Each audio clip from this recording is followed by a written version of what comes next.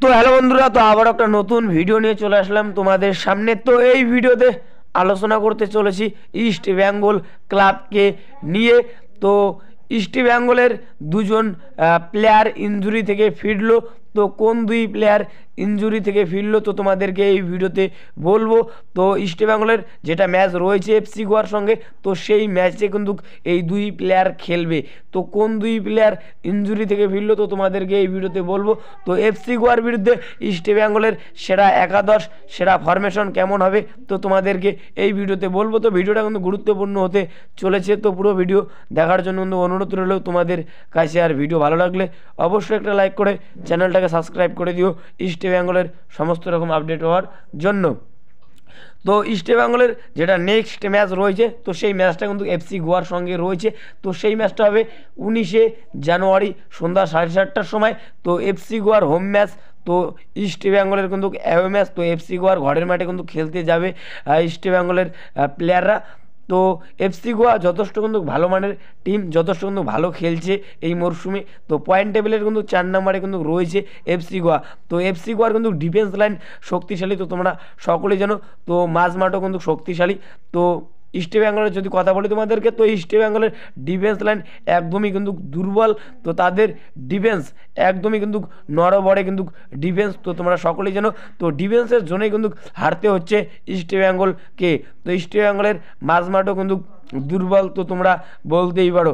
তো ইস্ট বেঙ্গলের থেকে কিন্তু এফসি গোয়া কিন্তু অনেকটাই কিন্তু এগিয়ে রয়েছে, তো তোমরা সকলেই জানো। তো এখন এটাই দেখার বিষয় ইস্ট বেঙ্গলের প্লেয়াররা কীরকম খেলে এফসি গোয়ার বিরুদ্ধে 19শে জানুয়ারি। তো তোমরা অবশ্যই ভাই কমেন্ট করে জানাও তো এই ম্যাচে কোন টিম জিতবে, এফসি গোয়া নাকি ইস্ট বেঙ্গল।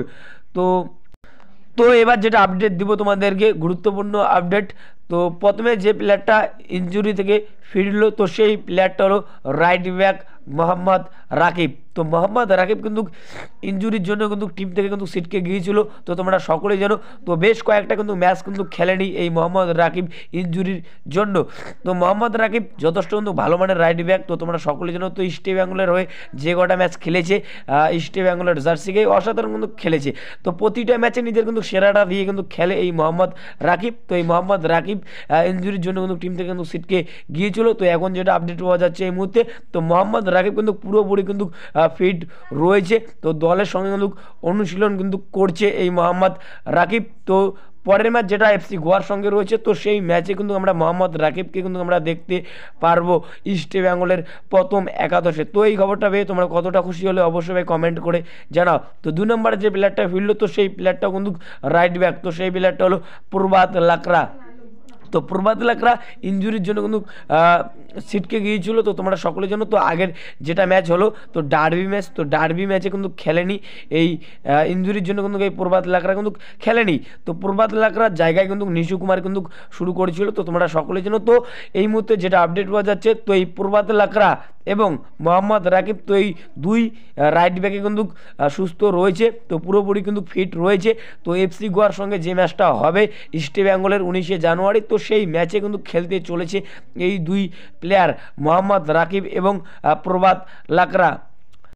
তো এবার যদি তোমাদেরকে এফসি গোয়ার বিরুদ্ধে ইস্ট বেঙ্গলের সেরা একাদশ, সেরা ফরমেশনের কথা বলি, তো অস্কার বর্জন যেরকম দল নামাতে পারে এফসি গোয়ার বিরুদ্ধে, যে ফরমেশনটা নিয়ে আলোচনা করব তো সেই ফরমেশনটা হলো 4-4-2। তো এই ফরমেশন নিয়ে কিন্তু আলোচনা করতে চলেছি এই ভিডিওতে। গোলকিপারের যদি কথা বলি তোমাদেরকে, তো গোলকিপারে খেলবে গিল, 4 জন ডিফেন্ডারে, রাইট ব্যাগে মোহাম্মদ রাকিব ফিরবে, লেফটে লালচুংলুঙ্গা, 2 জন সেন্টার ব্যাগে, একজন খেলবে হিজাজি ও আরেকজন খেলবে হেক্টর, রাইট উইনে নন্দা কুমার শেখর, লেফটে বিষ্ণু, 2 জন মিডফিল্ডার পজিশনে, একজন খেলবে আনোয়ার আলী ও আরেকজন খেলবে জ্যাকসন, 2 জন স্ট্রাইকার পজিশনে খেলবে, একজন খেলবে ক্লেটন সিলভা ও আরেকজন খেলবে দিমিত্রিয়ান ডিয়ামান্টাগোস। তো এই 11 জনে কিন্তু খেলতে পারে এফসি গোয়ার বিরুদ্ধে 19শে জানুয়ারি। তো কোচ অস্কার বর্জন এরকমই কিন্তু দল নামাতে পারে এফসি গোয়ার বিরুদ্ধে। গোলকিপারে গিল, 4 জন ডিফেন্ডারে Mohammad Rakib, Lalchungnunga, Hector, Hijazi, right উইনের নন্দা, লেফটে বিষ্ণু, 2 জন মিডফিল্ডারে আনোয়ার আলী, জ্যাকসন, 2 জন স্ট্রাইকার পজিশনে দিমিত্রিয়ান ডিয়ামান্টাগোস এবং ক্লেটন সিলভা।